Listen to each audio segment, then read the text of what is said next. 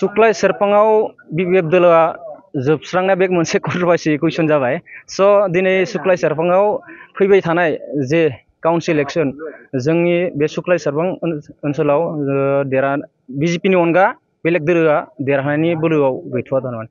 स' जों दिनै बेनो जों बिजेपिनि मेन जुगदान जानाया। दिनै जों बिजेपिनि नीति आरो आदर्शखौ मोजां मोननानै जों दिनै बिजेपि दोलोआव जुगदान जाबाय। 29 नं सुक्लाय सेरफाङाव जे रनेन्द्रनाथ नार्जारी सारनि जि खामानि मावनाय बिथांनि पार्टिखौ जों मोजां मोननानै जों दिनै बिजेपि दोलोआव जुगदान जाबाय।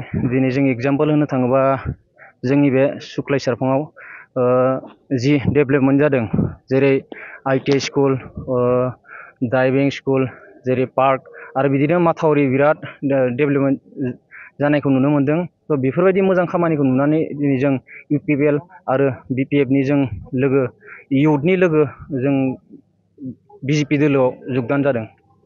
जिहेतु नोंथाङा BPFनि सासे गोख्रों मावथिमोन, जोङो बुंनो थाङोबा बिथां बारग' EM मा जाहोननि थाखाय बिथांखौ जिहेतु दिनै नागारना फैनो गोनां जादों BPF?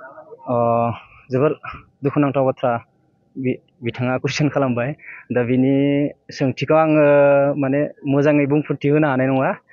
इन्टारनेलि बहुद खोथा दं। स' दिनै BPFआ नुनायावसो गोख्रों जानानै दं, लेकिन नाथाय इन्टारनेलि सिङाव BPFआ जेबो गैया। स' जों बिजेपिनि जि गोख्रों खामानि मावनाय, जिहेतु आरो बिजेपिया सेन्ट्रेल आरो स्टेटआव आरो दिनै काउन्सिलावबो जथाय सरकार दं, बिथांमोननि बोलोखौ नुनानै दिनै जों बिजेपि दोलोआव जुगदान जानाय मेन कारना बेनो। नैबे समाव BPFखौ मा बुंनो सानो दायो नोंथांमोना? आं BPFखौ जेबो सोंखारिनो गोसो गैया। माने गणतन्त्र देशआव बयहाबो राजखान्थि माने खालामनो मोन्थाय दं। स' जों बेखौ दिनै जों जाय पार्टि जों बिजेपि दोलोखौ मोजां मोननानै जों दिनै बिजेपिनि आदर्शखौ मोजां मोननानै खामानि मावनो फैदों, बेनोसै। मा बिबाना दंमोन BPFनिथ' आङो सुक्लाय इयुथ BPFनि सेक्रेटारिमोन आरो लोगोसे आं सारजोंनो थायोमोन।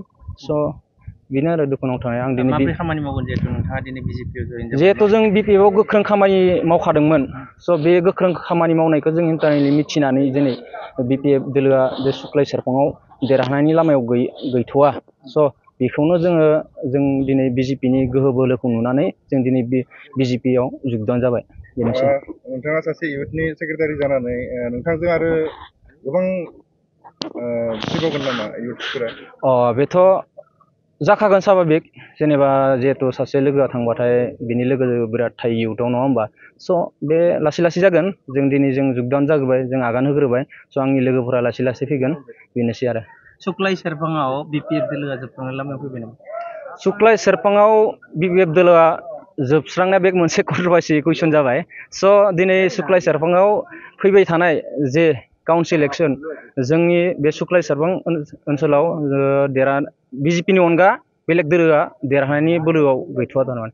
स' जों दिनै बेनो जों बिजेपिनि मेन जुगदान जानाया।